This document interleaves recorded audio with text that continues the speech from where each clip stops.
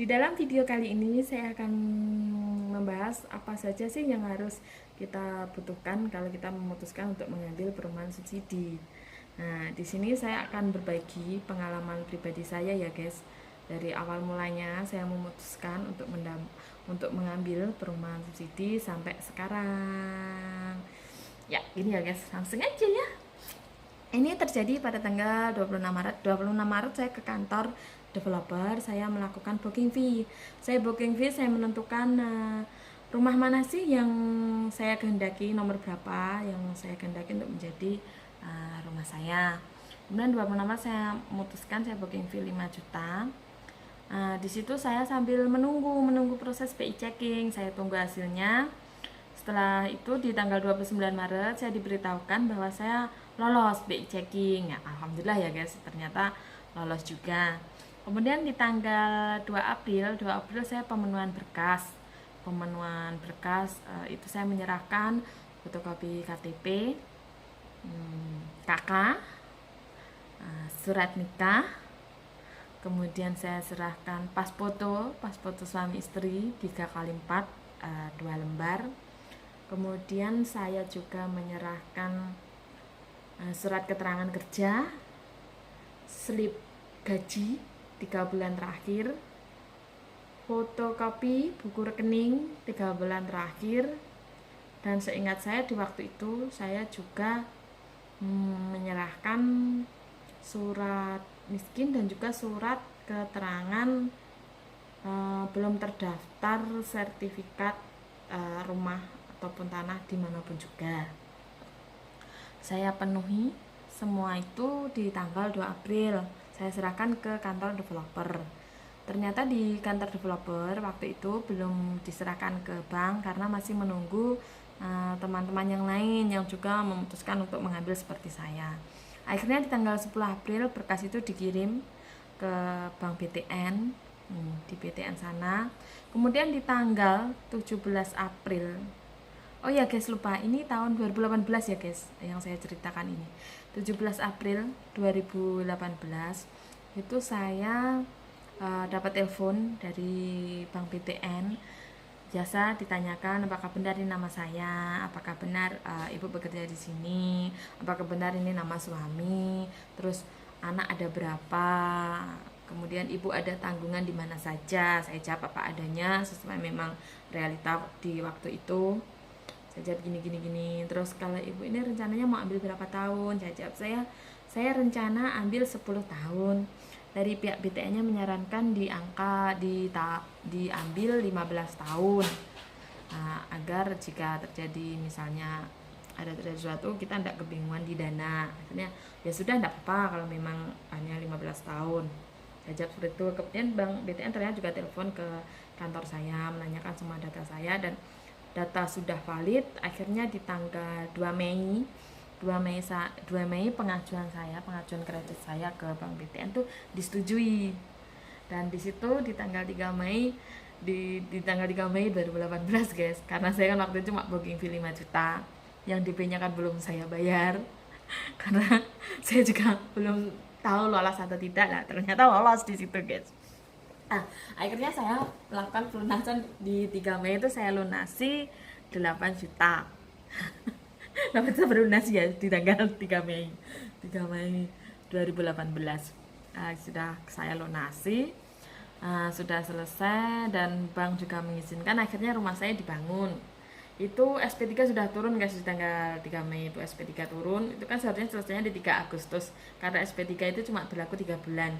Ternyata di tanggal 3 Agustus rumah saya itu belum jadi sepenuhnya. Akhirnya kan SP3 itu expired guys. Gayanya tuh ya gitulah. Sebenarnya SP3 itu expired. Dari SP3 expired akhirnya 20 Agustus. Maaf gitu ya, tanggal 20 Agustus itu saya memperbarui SP3 lagi. Di pembaruan SP3 itu saya harus menyerahkan kembali slip gaji 3 bulan terakhir, fotokopi buku rekening 3 bulan terakhir, dan juga surat keterangan kerja. Saya serahkan kembali. Selesai.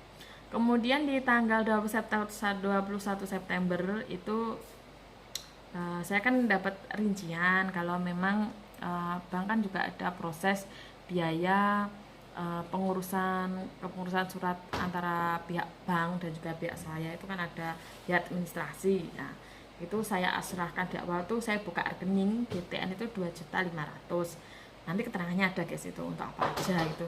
Itu nggak sepenuhnya untuk administrasi, sebenarnya itu administrasi dan juga administrasi itu dan juga nih guys, apa itu namanya, 1 kali angsur. Rame ya guys di belakang. Nah, di situ ini saya juga sambil ingat-ingat juga sih.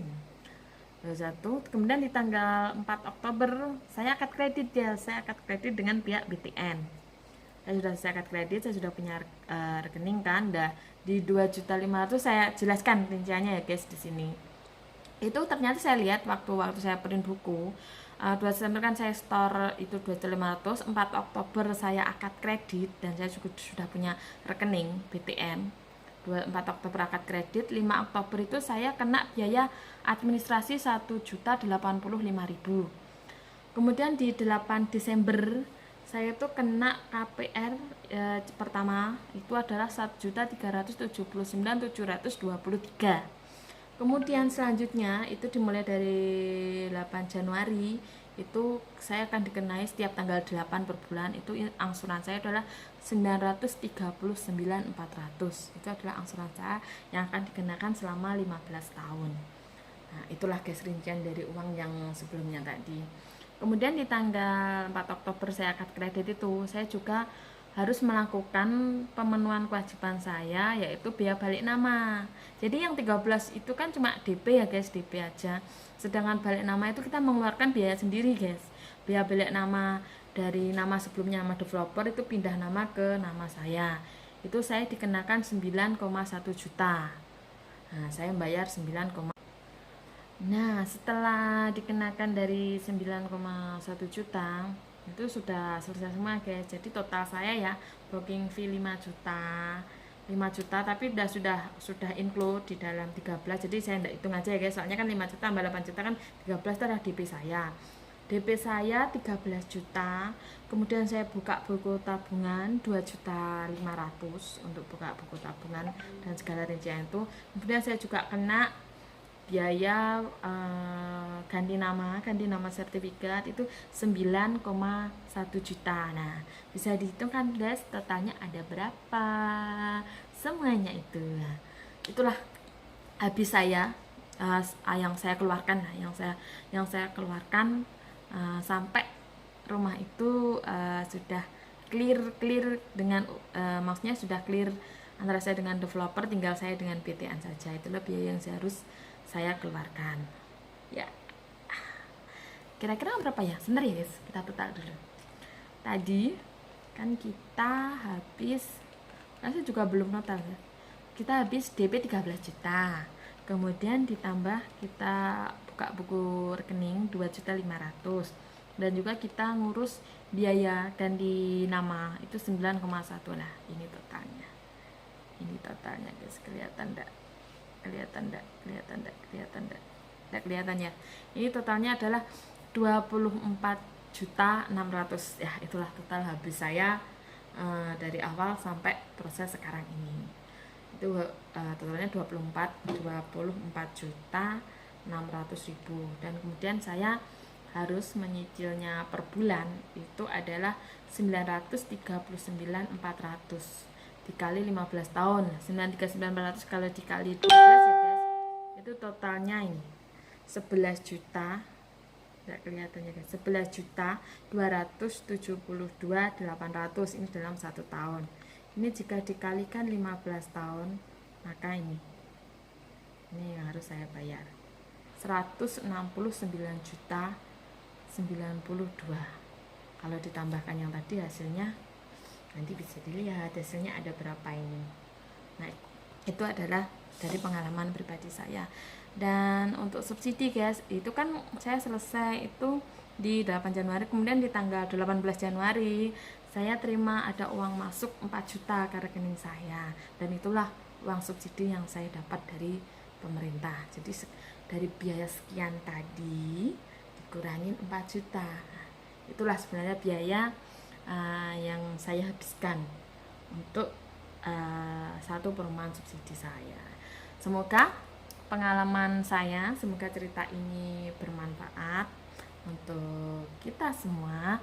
Jangan lupa untuk di like video ini, kemudian di subscribe dan dibunyikan loncengnya agar nanti jika ada pemberitahuan video terbaru dari saya tidak akan pernah ketinggalan. Oh ya guys, satu lagi, itu perumahan subsidi saya ambil di tahun 2018 ya guys, itu seharga 130 juta dan subsidi dari pemerintah 4 juta. Nah, kalau 2009 kan kelihatannya kan ada perbedaan ya guys, ada subsidi 40 juta kalau tidak salah.